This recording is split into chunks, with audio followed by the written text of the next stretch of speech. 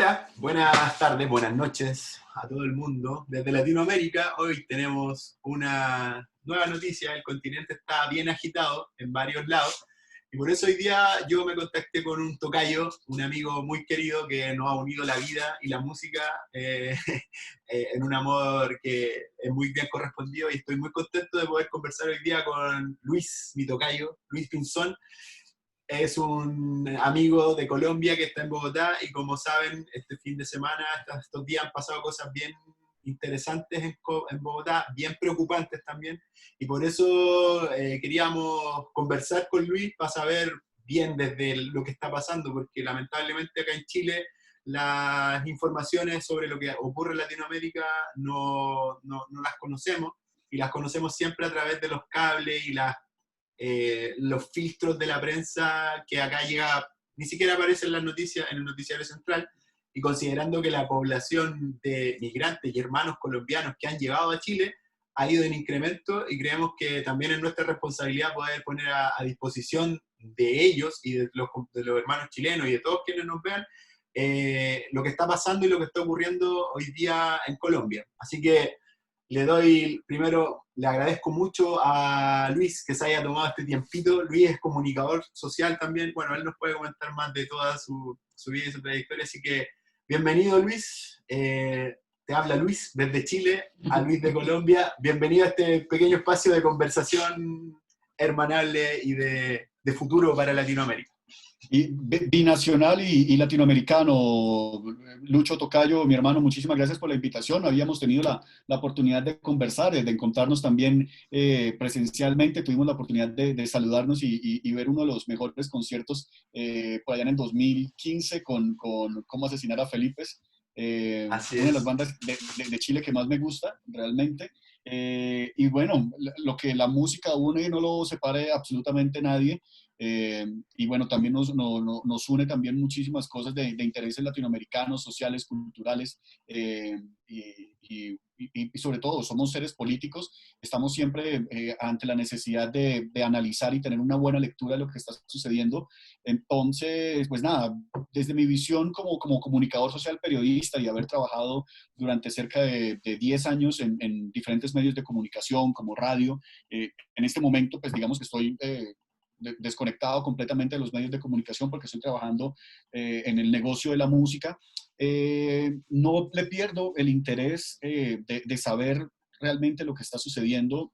Siempre me ha interesado muchísimo en consumir los contenidos. Digamos que selecciono, no me gusta, ya no veo noticieros, porque realmente sé que las noticias no están allí, sino que los medios de comunicación, perdón, las redes sociales se han convertido realmente en el medio de comunicación en el cual uno tiene que recurrir a saber qué es lo que realmente está sucediendo. Bueno, para nadie es un secreto que el año 2019 fue un momento coyuntural muy importante, no solamente para Colombia o para Chile, sino para toda Latinoamérica, porque hubo como una especie de explosión de realmente de agotamiento por parte de la sociedad, de los abusos por parte de los diferentes gobiernos con respecto a lo que estaba sucediendo. Y lo que sigue sucediendo en este momento. Realmente no ha cambiado, y digamos que estas protestas y estas marchas lo que han servido es un poco como al despertar y estar como más conscientes de lo que está sucediendo, pero no se han visto, digamos, que los cambios que nosotros queremos, y no solamente han sido en estos dos países, sino Ecuador, Argentina, Brasil mismo también tuvo, digamos, como que ese despertar. Entonces estamos allí ante una eventualidad y una oportunidad de que tenemos que seguir siendo coherentes y consecuentes con lo que está sucediendo, pero sobre todo la importancia de que la juventud está involucrada en toda la lectura de lo que es la sociedad.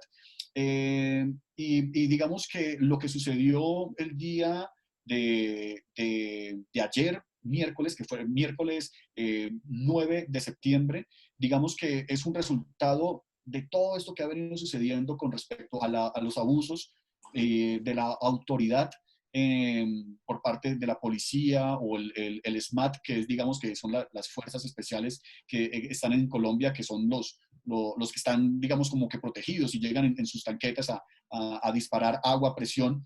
El Y guanaco, estamos, como le decimos acá. el guanaco, que llaman en Chile. Claro. Entonces, digamos que ha sido como una especie como de opresión por parte de lo que serían servidores públicos, pero atacando al pueblo.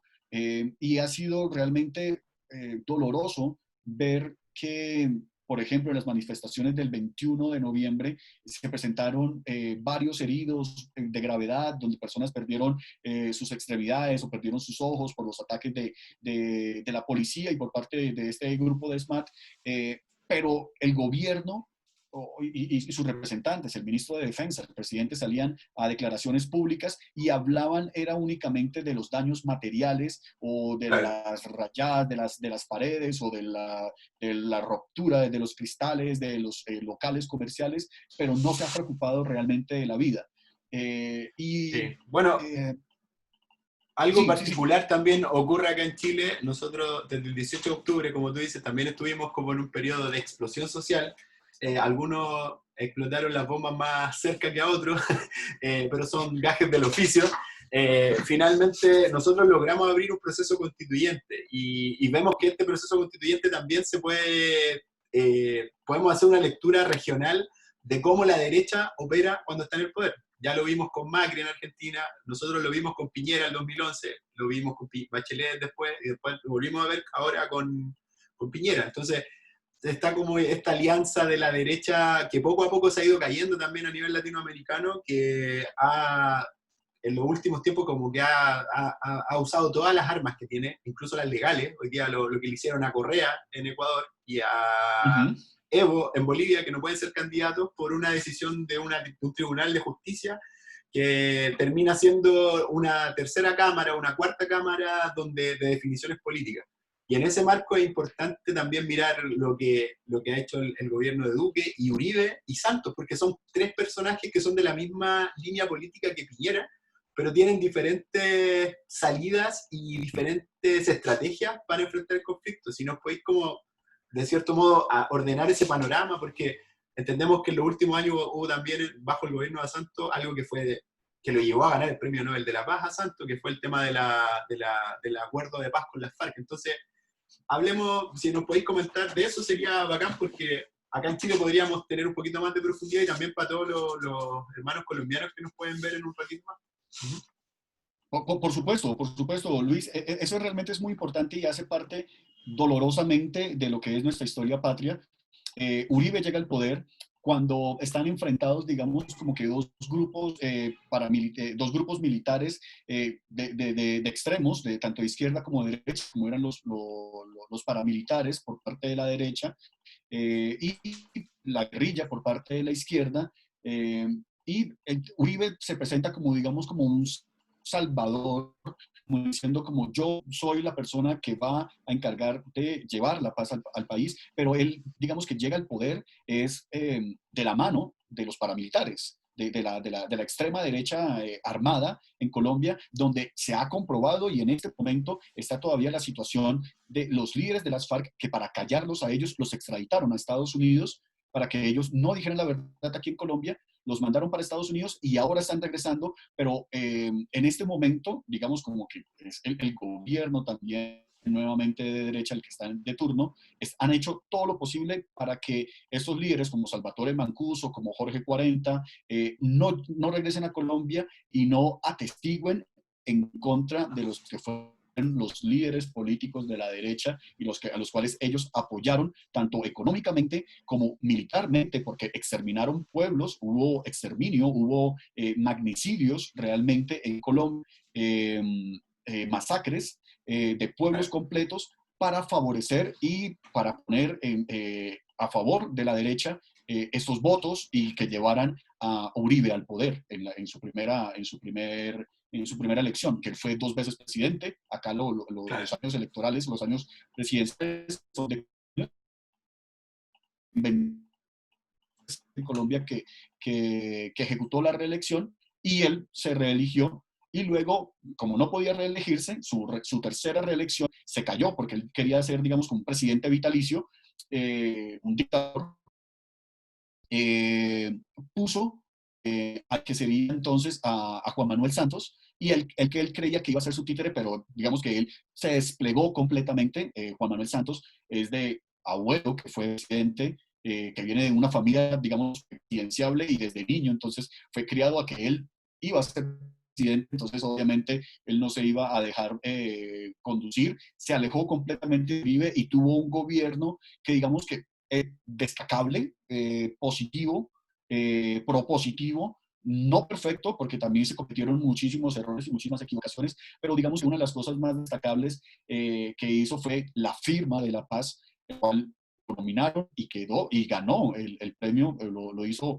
ganador del Nobel de la Paz en el año 2018, si no estoy mal.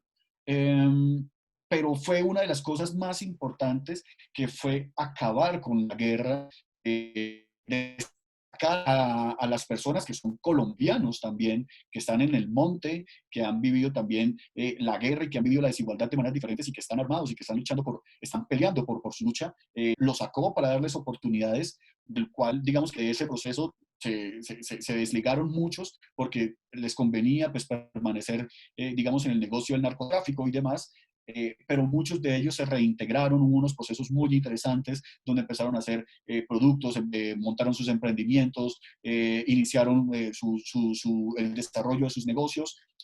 Los líderes de las FARC llegaron al Congreso y cosa que le disgustó completamente a la derecha, y lo que ellos han prometido desde la campaña era que iban a hacer trizas el documento de la paz, del acuerdo de paz.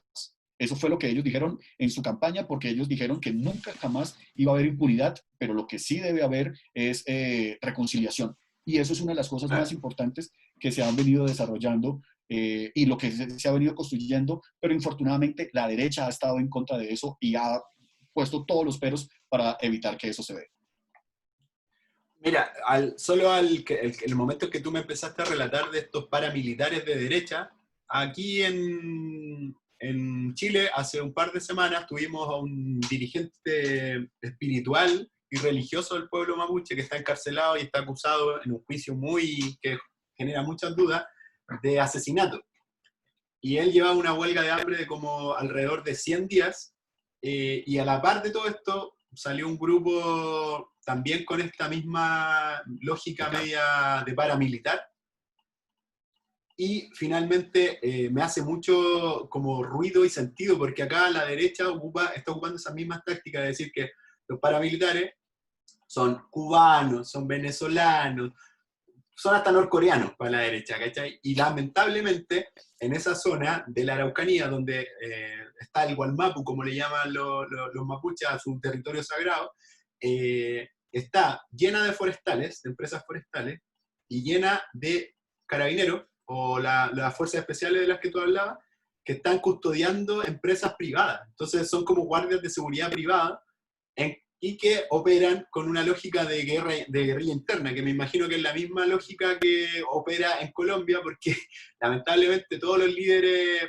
políticos de Latinoamérica, los que son de derecha, la mayoría fueron formados por la escuela norteamericana, y la escuela norteamericana de la CIA es el enemigo está dentro de tu propio país. Entonces, como que también se juega con esos imaginarios que son latinoamericanos finalmente, porque los que hacen los paros, los sojeros en Argentina, son los mismos, de esa misma raza. Los camioneros que la semana pasada aquí en Chile estuvieron a punto de desabastecer el país, son de la misma raza. Y bueno, los pacos ayer en Argentina rodearon la residencia del presidente por una presión para la negociación salarial.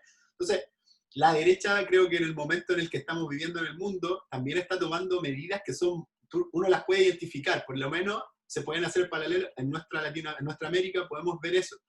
Ahora hay que tener mucho ojo porque lamentablemente los procesos históricos se repiten.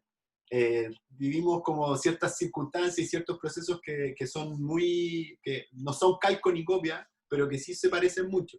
Y para eso es importante que podamos conversar de diferentes lugares para poder tener una visión de cómo nosotros abordamos el tema en Chile y cómo podemos ayudar a que haya una mirada regional que sea un poco más de justicia social. O sea, lo que tú me comentas y hemos conversado muchas veces sobre el tema de los falsos positivos, de las personas desaparecidas, los líderes ambientalistas que en Colombia han asesinado, periodistas, etcétera. Entonces, son cosas que se repiten. Aquí en Chile también tenemos nuestros mártires periodistas, nuestros mártires que son dirigentes sociales, dirigentes de los trabajadores, dirigentes de los mapuches.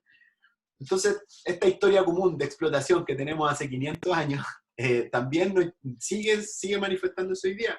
Y ahí me interesa que vayamos como al tema de lo que pasó este fin de semana, porque entiendo que a lo que asesinaron a un abogado, que vendría siendo algo aquí como un defensor popular, que es la institucionalidad que nosotros tenemos. Así es. Y un poco, Lucho, con respecto a este tipo de cosas que sucedieron el pasado 21 de noviembre, cuando fue, digamos, uno de los momentos sociales como más importantes del año pasado, con respecto como a esa despertar de la conciencia colectiva, valga la redundancia. Y es que estamos como una especie como de susceptibilidad, porque el gobierno de Duque no ha sido realmente malo, sino ha sido nefasto. Entonces, digamos que se han presentado acabamos de pasar la mitad del año y vamos en algo así como en 454 asesinatos de líderes sociales en Colombia, en lo que va a 10 de septiembre de 2020. Se han presentado algo así como 40 masacres. Esta semana se presentaron 4 masacres en un día. El pasado martes 8 de septiembre se presentaron 4 masacres de asesinatos, digamos, colectivos, y el cual el gobierno de Duque los ha intentado pormenorizar o que no se vean, digamos, como que tan graves de este tipo de denuncias, y ya están puestos, digamos, que los ojos por parte de los veedores de derechos humanos a nivel nacional e internacional sobre este tipo de situaciones que realmente son muy graves y que comienzan, digamos que se empiezan a desarrollar de una manera mucho más grave y mucho más aguda desde que envían a prisión a el expresidente Álvaro Uribe por compra de testigos. Él en este momento se encuentra en casa por cárcel. Entonces, esto ha servido un poco como para que la derecha paramilitar o los grupos que se lucran del narcotráfico, que muchos de ellos están aquí en Colombia, llegados desde México, que son grupos por parte de narcotraficantes, y se conocen, se distinguen porque tienen el acento mexicano, porque llegan y no, digamos que no es una cosa xenofóbica, sino porque realmente está afectando muchísimo todo el elemento del narcotráfico en Latinoamérica, nos está afectando a nosotros directamente, y ellos han venido y están en diferentes zonas rurales de nuestro país haciendo de las suyas, y no ha habido ningún tipo de decisión o de mano dura con respecto a este tipo de cosas y de situaciones que están pasando, y sobre todo se están ejecutando las muertes de los líderes sociales en nuestro país de una manera sistemática y de una manera que nadie la ha podido controlar, y que ni el Ministerio de Defensa ni el presidente han tenido una voz de apoyo o de una toma de decisiones para defenderlos a ellos. Ha habido una susceptibilidad con respecto a todo este tipo de cosas. La cohibición de su libertad del expresidente Uribe lo ha, digamos, que un poco como toda esta violencia, y también, pues, digamos que las decisiones por parte de Duque con otros temas, como la explotación de los páramos en su país, la llegada de inversores como árabes para nuestros páramos, para sacar el oro, ha sido, digamos, que también una de las cosas más impopulares, pero ellos, digamos, que están totalmente decididos en hacerlo. Y el pasado martes, en horas, amanecer miércoles, en horas de la madrugada, la policía, en uso de su autoridad, un elemento eléctrico a un abogado teniendo unión en su casa, lo sacan de su, lo ejecutan, pero no les basta allí, sino se lo llevan al centro de atención inmediata, que se llaman CAIS aquí en Colombia, que digamos que son como unas estaciones de policía, Y lo que sucede allí es todavía materia de investigación porque no han salido los resultados de la autopsia, de la necropsia. Lo que todo indica es que al parecer el abogado muere torturado y golpeado por parte de los policías. Esto fue lo que sucedió ayer miércoles en un calle, en una localidad aquí en la ciudad de Bogotá que se llama Engativá. Las personas se acercaron, digamos, las personas no conocidos de esta persona, sino porque en las redes sociales difundieron todo lo que sucedió. Se fue filmado algo así como la muerte de George Floyd en los Estados Unidos, Ajá. porque le pusieron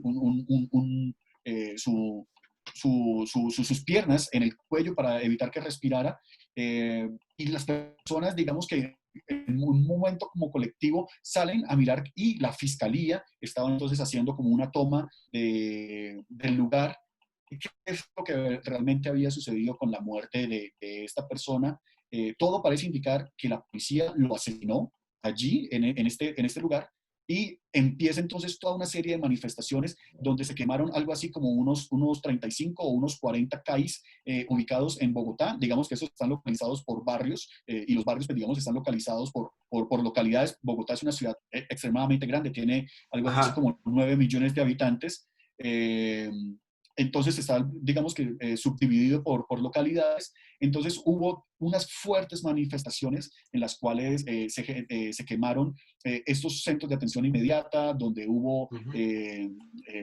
conflictos y hubo disturbios por parte de la policía y con las personas que se estaban manifestando, pero hubo abuso por parte de la autoridad porque ellos dispararon a diestra y siniestra y sin ningún tipo de respeto a los derechos humanos a las personas, dejando como saldo de 10 personas asesinadas, más de 25 personas heridas en lo que va en este momento de los datos, hasta este momento, hasta ahora, que son 10 muertos más 11, más uno, que es el abogado que murió el miércoles en la mañana, y 25 personas gravemente heridas con disparos en la cabeza, personas que han perdido los ojos, personas que todavía están luchando por su vida. Entonces, digamos que ha sido una situación bastante fuerte. En este momento se están desarrollando, sí, son las 4 de la tarde en este momento en Colombia y se están presentando diferentes manifestaciones, cerca de 10 manifestaciones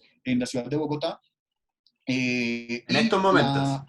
En estos momentos. Y la alcaldesa hizo un llamado, un anuncio de que a las 7 de la noche las personas ya debían estar en sus casas para evitar provocaciones, de que no se presentaran las mismas manifestaciones y los mismos desórdenes del día de ayer. Pero digamos que esto ha sido como toda una especie de efecto de bola de nieve, porque el pasado 21 de noviembre, regresamos a esta fecha muy importante para nosotros, porque fue asesinado una persona con balas de perdigón en una bolsa, en un flipback que llaman, que es unos perdigones en una bolsa de tela Explotan. que no explotan, sino van directo a la persona y se le quedan incrustadas. Y Sí. a esta persona, a Dylan Cruz, que se volvió todo, pues digamos que todo un representante de la lucha social en Colombia, le dispararon esto en la cabeza y pues cuando lo fueron a intentar salvarlo o socorrerlo, vieron que tenían esta arma que es un arma de asesinato. Eso es un arma para matar, no es Claro. para ahuyentar, no es para espantar, no es No es para que para se el dispersen las control personas, del orden. no es para control de orden ni para paralizar a Claro. la persona, sino para asesinar. Y hay centenares de videos en los cuales demuestran que los grupos del SMAT, el escuadrón móvil, dispararon indiscriminadamente a esta persona para matarla. Infortunadamente, el día de ayer también se presentan, digamos, en estos casos, no con este tipo de flipbacks o de armas letales, sino con revólveres y con pistolas. Y las personas que fueron asesinadas hasta el día de hoy, que son 10 personas, fueron asesinadas con revólveres y con pistolas, muy posiblemente de la policía, digamos que no hay, digamos que casos de delincuencia en el cual se digan que fueron asesinados por delincuentes o por ladrones, sino fue directamente por la policía, porque hubo abuso completamente de la autoridad a la hora de controlar la manifestación el día de ayer. Mira, eso que me comentáis recién es algo que nosotros vivimos hasta el 8 de marzo del 2020, que fue la última manifestación que hicieron las feministas en Chile y que llenaron como con 1 millón de personas la Alameda desde Plaza Italia hacia abajo, que es la tradicional eh, espacio de las marchas. Pero nosotros estuvimos por lo menos desde el 18 de octubre y el 21 de noviembre que ustedes estaban, nosotros veníamos recién saliendo como de la firma del acuerdo por la nueva constitución, entonces estábamos entre eufóricos y la represión seguía, aún así porque seguíamos protestando porque creíamos que podíamos ir más allá. Eh, bueno, el día siguiente, creo que el 21 de noviembre fue jueves, el día viernes, yo tuve el accidente también con la fuerza policial por el uso desmedido de armas de fuego. O sea, hay muchos protocolos que aquí no se siguen.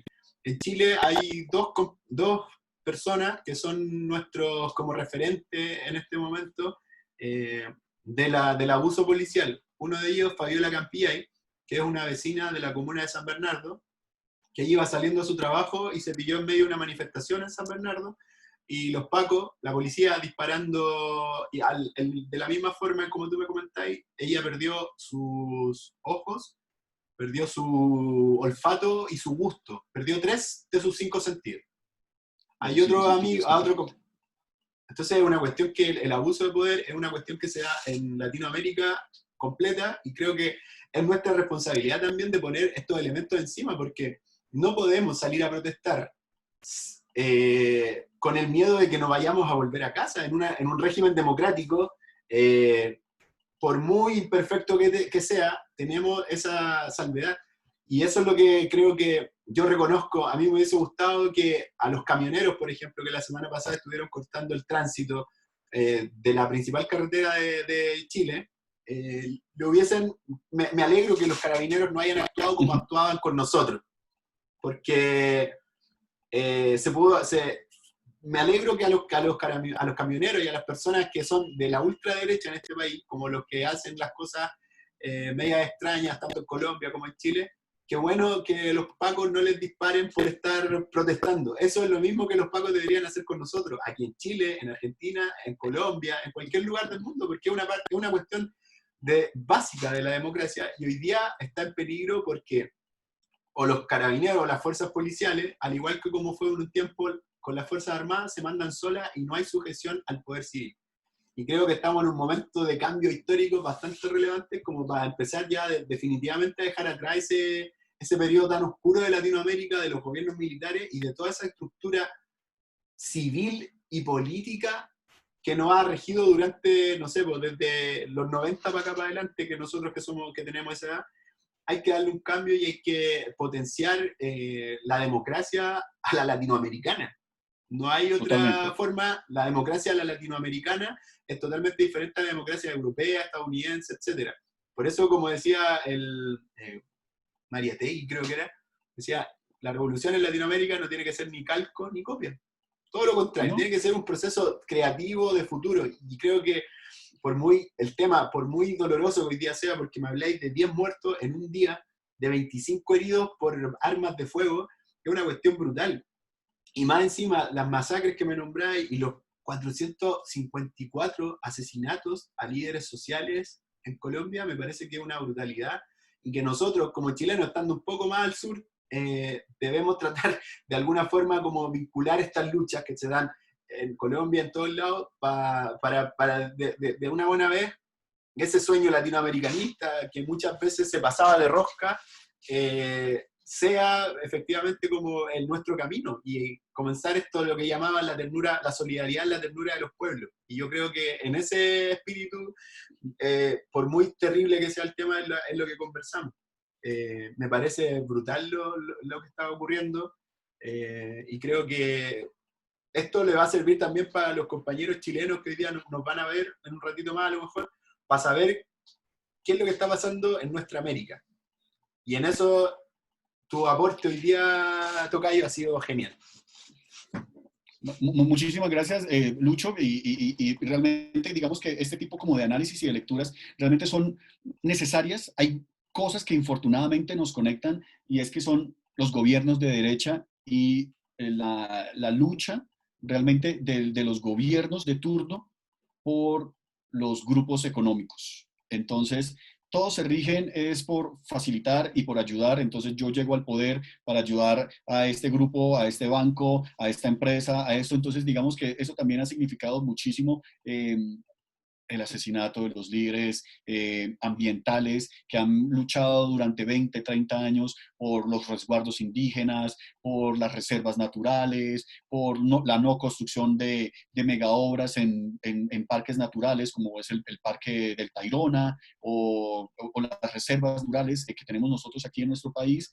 Pero en este tipo de cosas a los grupos económicos y a los grupos, al gobierno de derecha, no le ha interesado. Siento que, y tengo como una lectura que también ha sucedido lo mismo en Argentina, lo mismo ha sucedido en Perú, lo mismo ha sucedido en Chile, y entonces es intentar ayudar un poco a que suceda este tema de vamos a ayudar entonces a este banco. Y por ejemplo, un pequeño paréntesis de lo que ha sucedido durante la pandemia, y es que el gobierno, en vez de ayudar con un subsidio económico a las pequeñas y medianas empresas en nuestro país, lo que hace es girarle algo así como, no sé, 4.000 millones de pesos, algo así bueno, mucho dinero. Mentiras, era algo así como 45.000 millones de pesos colombianos a una Ajá. empresa como esa Bianca, que no es una Sí. empresa colombiana, que es una empresa panameña, que está en un paraíso fiscal, en vez de generar un subsidio general a las pequeñas y medianas empresas y para las personas en común que no tienen, digamos, en Colombia hay un margen de desempleo formal de algo así de un 60%. Entonces, ese tipo de cosas realmente hubiesen ayudado muchísimo a que las personas tuviesen cómo preparar un caldo, cómo preparar una sopa, cómo tener un agua de panela o cómo tener un alimento durante un mes, pero prefirieron darle un subsidio y una ayuda a un gobierno, a una empresa extranjera. Entonces, ahí es Claro. donde se demuestra como cuáles son realmente los intereses de De quienes nos están gobernando, claro. Duque, es una de esta empresa. Claro. Exactamente. Bueno, ese mismo ejemplo que tú me estás dando lo conversábamos hace unos días con un dirigente de la Asociación de Exportadores de Pequeños Empresarios en Chile, la ASEXMA. Y nos contaba lo mismo, que el gobierno puso 5.000, no me acuerdo, unos tantos millones de dólares, pero lo que te puedo decir es que el 60% de ese dinero, que era gran cantidad de dinero, se le entregó a empresas grandes que hicieron movidas entre medio para ya poder optar esos subsidios, pero ser una empresa, dos empresas medianas y no una grande. ¿Cachai? Entonces finalmente igual los tipos rompieron la regla para que la plata que iba para las pequeñas y medianas empresas llegara igual a las grandes empresas. Entonces el modus operandi del neoliberalismo en Latinoamérica es idéntico. Es, Presidente de un club de fútbol popular, Macri de Boca, Piñera de Colo Colo, dueño de televisión, canal de televisión, Macri, Piñera, y así podemos ir nombrando muchos de líderes latinoamericanos que están y, y, involucrados. Y, y podemos seguir nombrando a toda Latinoamérica con ese tipo de casos y ese tipo de ejemplos de cómo están favoreciendo y cómo a conveniencia entonces están haciendo y tomando decisiones de los impuestos, por ejemplo, de Colombia. Ya acabo de Exacto. revisar, son 370 millones de dólares lo que se le giró del gobierno colombiano como subsidio de rescate a una empresa que no es colombiana, fue colombiana en su nacimiento, Claro. que se mudó a un paraíso fiscal en Panamá y en los Estados Unidos, pero a ellos les favoreció muchísimo más ayudarlo que ayudar al colombiano de pie, al colombiano de las PYMEs, de las pequeñas y medianas empresas, y de los colombianos de los estados más bajos. Entonces ahí se demuestra entonces cuál es el interés del gobierno por parte de lo que sufre su pueblo durante esta época de pandemia y de emergencia sanitaria. Bueno, Luis, dentro de todo el panorama oscuro que tenemos, siempre es bueno escuchar a los amigos y a quienes nos pueden dar noticias. No estamos maquillando nada, sino que es lo que está pasando, son los hechos. Aquí la idea es que ustedes, después de esta conversación, puedan hacerse su propia visión de lo que está pasando en Colombia. Nuestro llamado siempre es a buscar la mayor cantidad de fuentes por fuera de los medios tradicionales. Y eso nos va a llevar a buscar, a ver más allá de lo que nos quieren mostrar. Yo le agradezco mucho a mi tocayo que nos hayamos podido encontrar en este espacio. Espero que sea el primero de muchos y de varios Por proyectos favor. que a partir de esta conversación pudimos lanzar. Así que, Luis, te agradezco mucho y quedamos conectados para lo que venga pronto y para adelante, porque el futuro es latinoamericano. Eso es lo que yo creo. El futuro es latinoamericano, el futuro es netamente latinoamericano, Lucho. Y lo sentimos nosotros como latinoamericanos. Muchísimas gracias por la invitación. Espero que la próxima vez que nos sentamos a hablar, ojalá en un contexto muchísimo más amable, mucho más agradable y no tengamos que hablar como que estas situaciones fuertes y tan duras, pero es la realidad y tenemos que hablarla, tenemos que contarla. Esto no está maquillado, esto no está adornado. Y muchísimas gracias por este espacio. Estoy seguro que estamos construyendo Latinoamérica con este tipo de procesos de poder difundir de manera netamente directa, independiente y sin depender de un cable o una agencia de lo que quiere Exacto. adornar con la información. Entonces, te agradezco muchísimo por este espacio y bueno, a que Latinoamérica resista. En eso estaremos. Muchas gracias, Luis, y estamos en contacto. Un abrazo y ánimo y fuerza para Colombia, que estamos todos también allá con ustedes. Que estén muy bien. Somos el mismo, somos la misma población. Un abrazo gigante y muchísimas gracias por la atención. Muchas gracias, Luis, te pasaste. Abrazo. No, mi hermano, un abrazo gigante para ti. Me cuentas cuando se transmita para poder compartirlo y vamos adelante. Buenísimo. ¡Woohoo!